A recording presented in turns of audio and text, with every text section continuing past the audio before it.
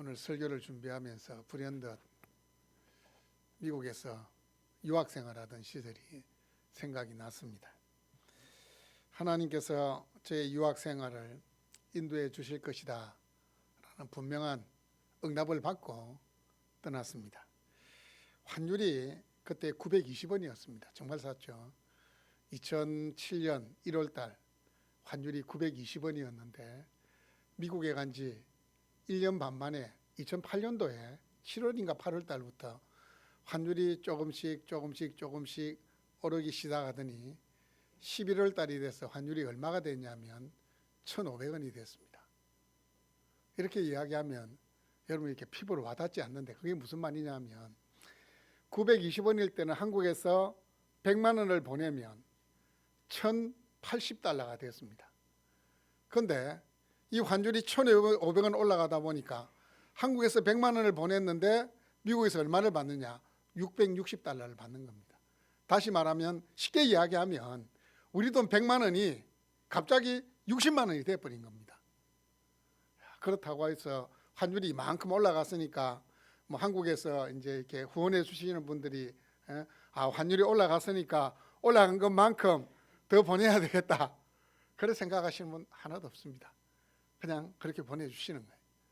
그때 생각했습니다.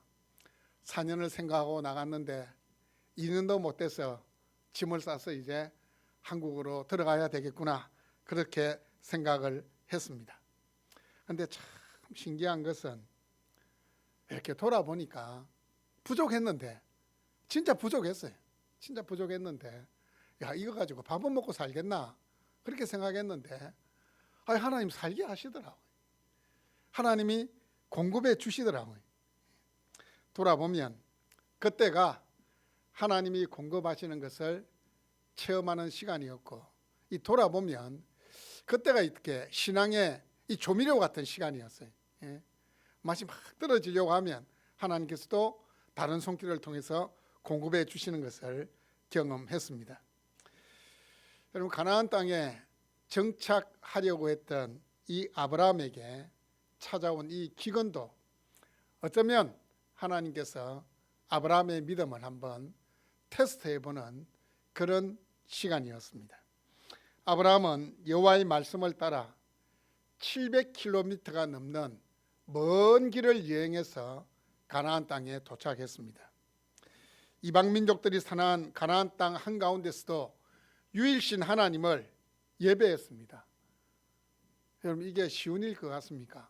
모든 사람들이 이방신을 섬기는데 아브라함이 그 땅에 도착하자마자 자신이 섬기고 있는 그 신에게 제사를 드린다. 그거 진짜 쉬운 일이 아닙니다. 하지만 믿음의 담대함을 가지고 아브라함은 하나님을 예배했습니다. 이제 됐구나 생각했습니다. 이제 가나안 땅에 도착했으니까 하나님께서 분명히 예배하시고 하나님께서 복을 주시겠다. 그렇게 생각을 했는데 이게 웬일입니까? 10절 말씀해 보시면 그 땅에 무엇이 찾아왔습니까? 무엇이 들었습니까? 기근이 찾아왔습니다. 여러분 지금은 먹을 게 풍족해가지고 웬만큼 가물어도 먹고 사는 데는 지장이 없어요. 하지만 이 아브라함의 시대에 기근이 찾아오면 어떻게 되겠습니까? 특별히 아브라함은 지금 뭐 하는 사람입니까? 양 키우고 소 키우는 목축업을 하는 유목을 하는 사람입니다. 그런데 기근이 찾아온 겁니다. 여러분 하나님 참 너무하시다 그 생각 들지 않습니까? 하나님 위해서 고향 버렸습니다. 친척을 버렸습니다. 자신의 모든 기득권 내려놓고 눈에 보이는 것 없고 손에 잡히는 것이 없는 그 불확실한 미래 속으로 아브라함의 몸을 던졌습니다. 그러면 그 가나안 땅에 들어와서 하나님 다 예배해 두셔야죠. 하지만 도착하자마자 얼마 있지 않아서 그 땅에 기근이 찾아온 겁니다. 그 약속의 땅에 기근이 찾아온 겁니다. 하나님께서 약속하셨던 그 땅에 들어갔는데 그 땅에 기근이 찾아온 겁니다. 성경은 애굽행을 선택한 아브라함의 선택이 불가피한 선택이었음을 이렇게 말씀합니다.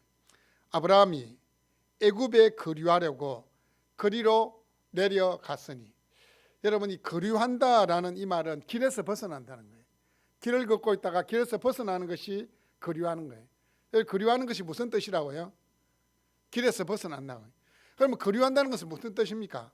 잠시 머물기 위해서 애굽에 간 겁니다. 아브라함은 그렇게 생각한 거예요.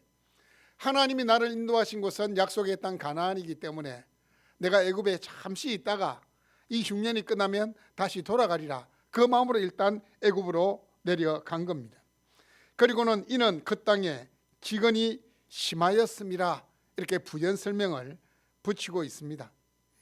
가나안 땅에 찾아온 이 기근의 정도가 심각하였다라는 사실을 보여줍니다. 유목 생활을 통해 생계를 이어가려고 했던 이 아브라함에게 있어서 이 기근은 생명의 위협을, 자신의 삶의 근간을 흔들어 버리는 것이었습니다. 성경이 아브라함의 행동을 우호적으로 기록하고 있다고 해서 이 아브라함의 선택이 옳은 것이 아닙니다. 성경을 보시면 애굽 땅의 기근, 가나안 땅의 기근이 찾아왔고 또 이 아브라함이 이 애굽에 잠시 머물기 위해서 내려갔다. 그 땅의 기근이 심하였다. 이렇게 말하고 있다고 해서 아브라함의 선택이 믿음의 선택이었구나. 천만입니다. 당시에 애굽은 정치, 경제, 문화 모든 면에 있어서 중심지였습니다. 자, 그렇다면 아브라함이 애굽으로 내려갔다 해야 맞습니까? 올라갔다 해야 맞습니까? 여러분, 우리가 서울을 생각할 때 야, 내 서울 올라갔다 올게 합니까? 서울 내려갔다 올게 그렇게 이야기합니까? 우리는 그냥 본능적으로 울산은 내려가는 거고 서울은 올라가는 겁니다. 중심지로 갈 때는 항상 올라가는 거예요. 그런데 지금 아브라함이 애굽으로 어떻게 했다 했습니까? 내려갔다 그랬어요. 야곱이 절체절명의 위기에서 베델로 내려갔습니까? 올라갔습니까? 올라간 거예요. 이 영적이고 신앙적인 건 항상 올라간다고 표현합니다. 성경을 보면 항상 올라가는 거예요. 올라가는 거예요. 그런데 오늘 말씀은 애굽임에도 불구하고 내려갔으니라고 표현을 하고 있습니다. 내려갔다는 것은 아브라함의 행동이 불신앙에서 기인했다는 사실을 보여주고 있는 겁니다. 그런데 이제 이 아브라함이 애굽으로 간 것은 구속의 역사 안에서 본다면 의미가 좀 있습니다. 아브라함의 손자였던 야곱이 또 이제 이 가나안 땅에 찾아온 이 흉년을 피해서 어떻게 됩니까? 애굽 땅으로 내려갔다가 430년 만에 출애굽하는 그 사건을 미리 보여주는 거고 뿐만 아니고 우리 예수님께서도 헤롯이 어린 유아들을 죽이려고 할 때 어떻게 됩니까? 요셉과 마리아가 잠시 애굽으로 피신했다가 돌아오는 그 사건을 예표하는 겁니다. 예수님께서도 그 출애굽을 예수님 직접 보여주신 거예요.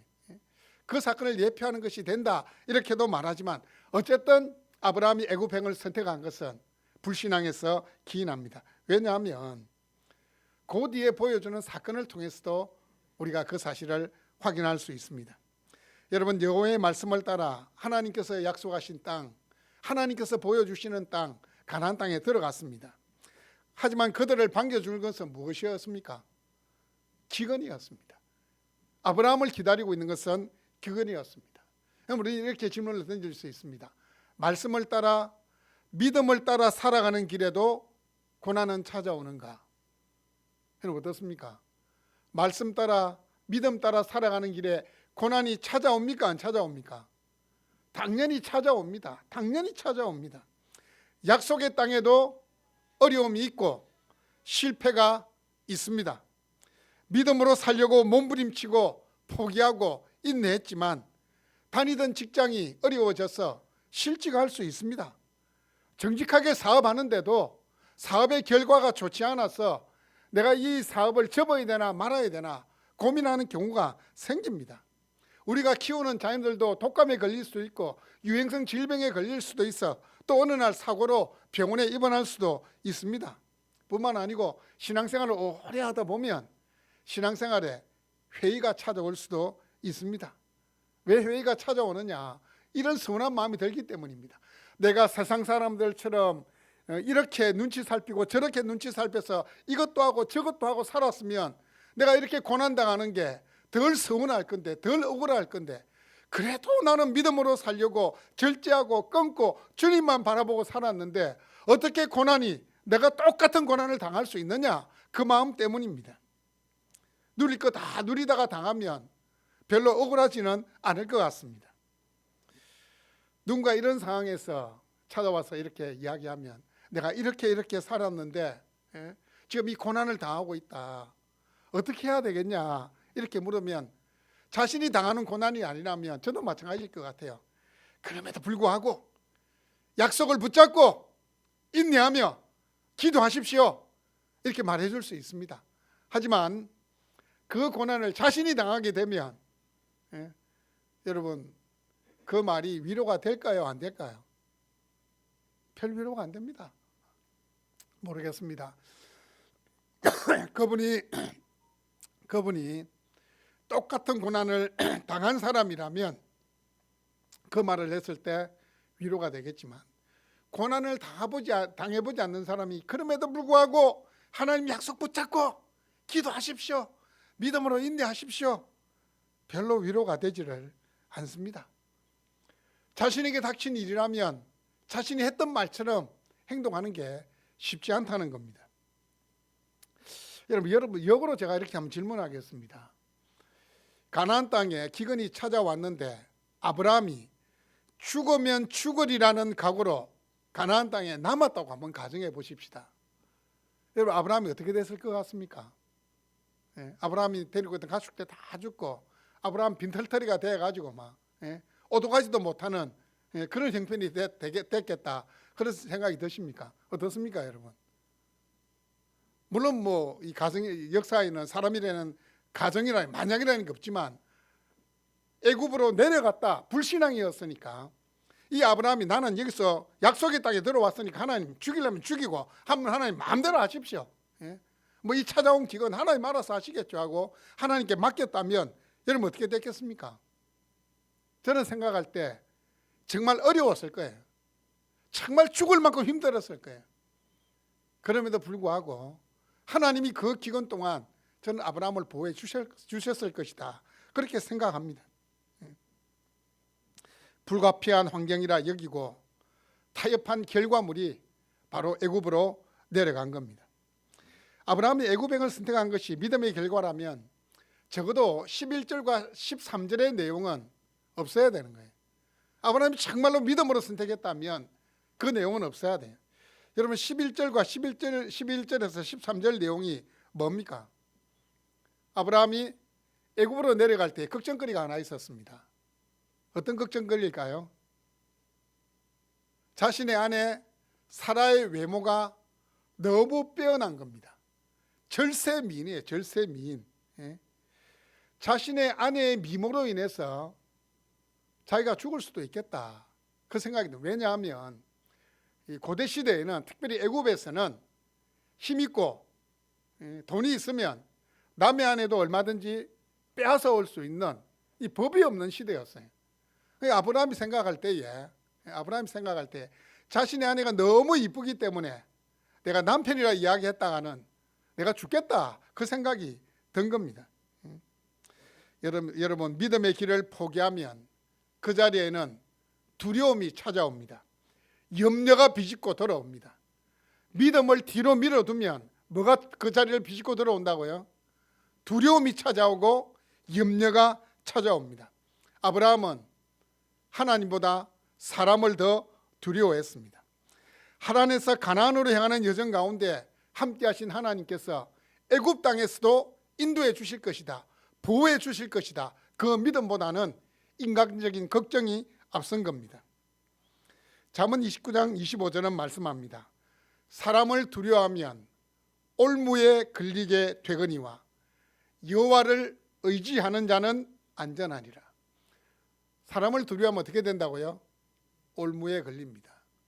여호와를 의지하는 자는 안전함을 얻게 됩니다. 아브라함은 애굽에서 절대 권력을 휘두르던 바로를 두려워한 나머지 인간적인 술수로 위기를 모면하려고 합니다. 자신의 아내를 누구라고 속입니까? 자신의 누이. 물론 이복 동생이 맞긴 합니다. 하지만 지금은 자신의 누이잖아요. 이 전능하신 하나님을 향한 자신의 믿음이 바닥을 드러내고 맙니다.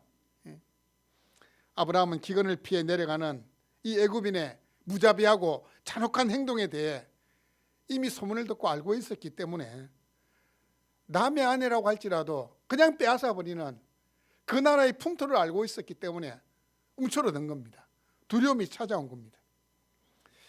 고향, 친척, 아버지 집을 떠나라는 하나님의 명령에 순종한 아브라함이었지만 사람을 두려워하는 비굴한 모습을 보이고 있습니다. 여러분, 이 하나님을 향한 전적인 신뢰가 없으면 우리도 언제든지 아브라함과 똑같은 행동, 선택을 할 수 있습니다. 왜냐하면 우리는 연약한 존재이기 때문입니다. 아브라함의 예상대로 애굽에 도착하게 되었을 때에 사라를 본 애굽 사람들의 반응을 14절은 이렇게 기록합니다. 애굽 사람들이 그 여인이 심히 아리따움을 보았고, 아브라함의 걱정이 그대로 맞아 들었습니다. 애굽 땅에 도착하자마자 사람들이 우아하는 겁니다. 여러분, 질문 드리겠습니다. 이때 사라의 나이가 몇 살이었겠습니까? 이때 사라의 나이가 몇 살이었을까요? 한번 생각해 보세요. 20몇 살이 아니죠. 아브라함이 하란을 떠나서 약속의 땅으로 부름받은 게 몇 살이었습니까? 75세였어요. 75세의 부름을 받았어요. 사라는 이때 나이가 몇 살이었느냐? 66세. 아니, 66살 된 할머니가 미인이었다? 어떻습니까? 이해가 됩니까? 근데 제가 설명을 해드릴게요. 애굽 사람들은 피부가 갈색입니다. 검은 피부입니다. 여러분, 검은 사람들만 보다가 하얀 사람을 보게 되면, 백옥과 같은 피부를 보게 되면 어떻게 될까요? 우리나라 사람들도 흰 피부를 가지기를 원하잖아요. 제가 이렇게 살면서 쭉 보니까 특히 여자분들 얼굴이 좀 못생겨도 구조가 좀 안 맞아도 이 피부가 희니까 예쁘게 보이더라고요. 피부가. 그래서 흰 피부를 가지기 위해서 뭐 이렇게 여러 가지 시술을 받고 뭐 밖에 나갈 때 요즘 뭐 이렇게 나가 보면 여인들 눈만 대고 다닙니다. 선글라스 끼고 막 얼굴 다 가리고 이렇게 막 이렇게 다니잖아요. 이 이제 하얀 피부를 유지하려고. 이 애굽 사람들이 갈색 피부만 보고 있다가 하얀색 피부를 보니까 깜짝 놀라는 겁니다. 뿐만 아니고 사라가 127세까지 삽니다. 그럼 딱 절반이에요. 지금 우리식으로 하면 사라의 나이가 42살, 43살이에요. 여러분, 지금 여인들 42살, 43살이 어떻습니까? 옛날 50년 전만 이야기하면 20대 후반, 30대 초반하고 똑같습니다. 그럼 아름답습니까? 안 아름답습니까? 예쁩니까? 안 예쁩니까? 가장 예쁜 시기잖아요. 그래서 애굽인의 눈에 이 사라의 미모가 원래도 빼어난데 애굽 땅에 들어가니까 갈색 피부를 가진 그 사람들을 볼 때는 절세 미인인 겁니다. 한 번도 이런 여인을 본 적이 없는 겁니다. 애굽 사람들이 생각할 때 가장 예쁜 사람은 누구에게 드려야 되겠습니까? 누구의 아내가 되어야 됩니까? 왕의 아내가 돼야 돼요. 왕 바로의 아내가 돼야 되는 겁니다. 15절 말씀을 보시면 그를 보고 바로 앞에서 칭찬함으로, 이 칭찬한다는 것이 막 노래를 부르듯이 막 저 가나안 땅 이스라엘에서 내려온 여인, 진짜 예쁜 여인이 있는데 그 남자의 여동생이라고 합니다. 왕이여 아내로 취하셔야 됩니다. 막 이렇게 노래를 부르듯이 바로에게 이야기를 한 겁니다. 바로는 사라를 궁으로 불러들입니다. 이때까지만 해도 기회가 있습니다. 아브라함이 뭐라고 이야기해야 됩니까? 왕이여 제가 죽을 죄를 지었습니다. 사실은 저의 아내입니다. 이렇게 이야기를 해야 되는데, 진실을 이야기할 수 있는 기회가 있는데 아브라함이 자기만 살겠다고 거짓말 한 겁니다. 여러분, 이때 이 아내 사라의 마음이 어땠을까요? 지 살겠다고 지금 거짓말하고 있는 그 남편을 바라볼 때 어떤 마음이 들겠습니까? 야, 참 우리 남편 지혜롭다, 우리 남편 존경스럽다, 이런 마음이 들겠습니까? 아이고, 내가 저런 거 믿고 내가 이 고향을 떠나가지고 가나안 땅 오고 또 흉년을 기근 피해가지고 이 애굽에 왔나? 아이고, 차라리 잘 됐다. 막 저런 인간하고 계속 사니 그냥 내가 이 애굽 이 큰 나라의 임금의 아내가 돼가지고 막 떵떵거리고 살겠다. 여러분 이런 마음이 들지 않겠습니까? 예? 이 애굽의 악한 풍속 앞에서 심히도 약해져가지고 자신이 목숨 걸고 지켜야 될 아내마저도 지키지 못하는 이 남편의 모습을 바라보는 이 아내의 마음이 어떨까요? 이 아브라함은 사실상 아내를 버린 겁니다. 아내의 사랑과 순결을 자기 생명과 맞바꾼 것입니다. 아브라함의 더 큰 잘못은 하나님을 믿지 못한 겁니다. 하나님께서 아브라함을 부르실 때 이런 약속을 주셨습니다. 너를 축복하는 자를 내가 복을 내리고 너를 저주하는 자에게 내가 저주하겠다. 이게 무슨 말씀입니까? 하나님이 아브라함을 저주하는 자는, 아브라함에게 대항하는 자는 하나님 직접 나서서 대항하겠다는 거예요. 도와주시겠다는 거예요. 이 약속을 하셨음에도 불구하고 아브라함은 하나님을 신뢰하지 못한 겁니다. 아브라함은 하나님을 잊어버린 겁니다. 그런데 참 신기하게도 우리는 하나님을 잊을 수 있지만, 우리는 하나님 외면할 수 있지만 하나님 우리 잊지 않습니다. 하나님 우리를 외면하지 않습니다. 우리가 찬양한 대로 하나님 한 번도 나를 실망시킨 적이 없는 분이십니다.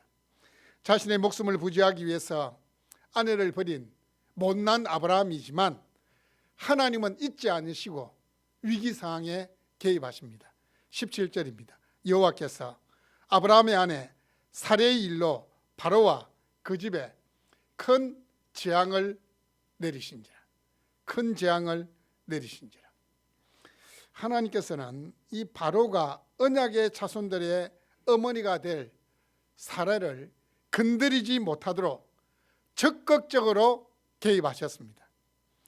바로와 그의 가족들에게 순식간에 악한 질병이 생기게 했습니다. 여러분, 근데 바로 왕이 잘못이 있습니까? 없습니까? 애굽의 바로 왕 잘못 있습니까? 없습니까? 그 당시 풍습으로 보면 잘못이 없어요. 예?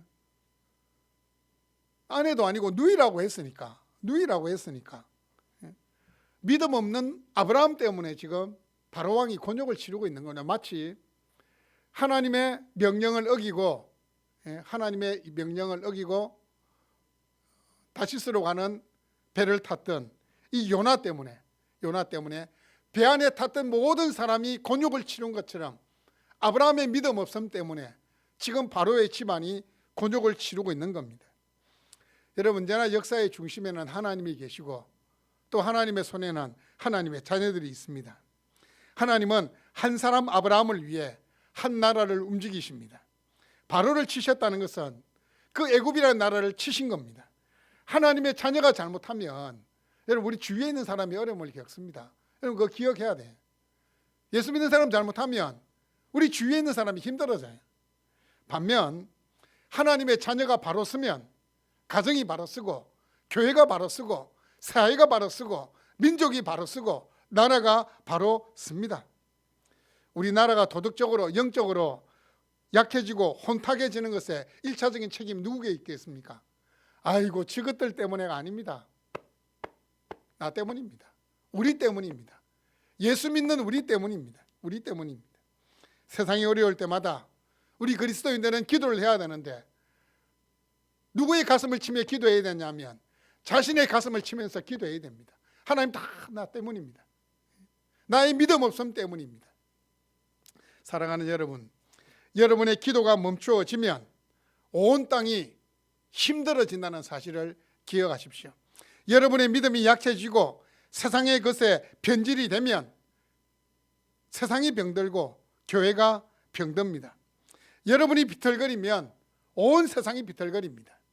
하나님은 이 사건을 통해서 위기 상황에 대처하는 이 아브라함의 모습 속에서 비굴함과 남을 속이는 옛사람의 모습을 보게 하십니다. 하나님을 의지하지 않으면 언제든지 넘어질 수밖에 없는 연약한 존재임을 깨닫게 하십니다. 우리의 지나온 모습을 돌아보면 연약한 모습, 부족한 모습, 비급한 모습, 하나님께 약속해놓고 그 약속을 지키지 못했던 적이 한두 번이 아닐 것입니다. 하지만 하나님께서는 한 번도 우리를 외면하지 않으시고 불쌍히 여기시고 용서해 주시고 지켜주시고 도와주신 분이십니다. 오늘 우리가 이 자리에 앉아 있는 것이 신실하신 하나님께서 적극적으로 우리 인생에 개입하시고 인도하시고 보호해 주셨기 때문입니다. 그래서 다윗은 시편 23편에서 이렇게 고백합니다. 내가 사망의 음침한 골짜기로 다닐지라도 해를 두려워하지 않을 것은 주의 지팡이와 막대기가 나를 안위하시나이다. 이렇게 고백했습니다. 반복되는 실수와 죄악에도 불구하고 예수 그리스도 안에만 있으면 우리를 의롭게 여기시겠다는 그 약속을 지키십니다. 예수 그리스도께서 하나님이 되시고 하나님의 아들이 되시고 우리의 유일한 구원자 되심을 믿는 우리에게 모든 죄와 허물을 용서하시고 영원한 하늘나라를 유업으로 주시겠다는 그 약속을 지키십니다. 여러분, 우리는 실수하지만 하나님은 회복시키십니다. 정작 나 자신은 도무지 해결할 수 없는 인생의 문제로 인해 포기하고 낙심하지만 하나님은 절대로 포기하지 않으십니다. 나는 실패하고 넘어져도 하나님은 실패하지 않습니다. 나는 실수해도 하나님은 실수하지 않습니다. 우리를 향하신 하나님의 계획은 지금도 이루어져 가고 있는 과정 중에 있습니다. 여러분, 약속의 땅에도 기근이 찾아왔습니다. 믿음으로 살려고 하는 그 길에도 고난은 찾아옵니다. 믿음 따라 가는 그 길에도 역경이 있습니다. 믿음 따라 살아가는 그 길에 고난이 찾아오면 하나님의 뜻이라 여기십시오. 믿음 따라 살아가는 그 길 가운데에 내가 손해를 당하게 되면 그것마저도 하나님이 허락하셨다라고 인정할 수 있기를 바랍니다. 그리고 하나님을 붙들고 끝까지 버텨낼 수 있기를 바랍니다. 하나님은 고난을 통해서 우리를 향하신 그 거룩하신 뜻을 반드시 이루어 가십니다. 하나님은 우리의 전 인생을 책임져 주시는 분이시라는 사실을 기억할 수 있는 여러분 될 수 있기를 바랍니다. 아멘.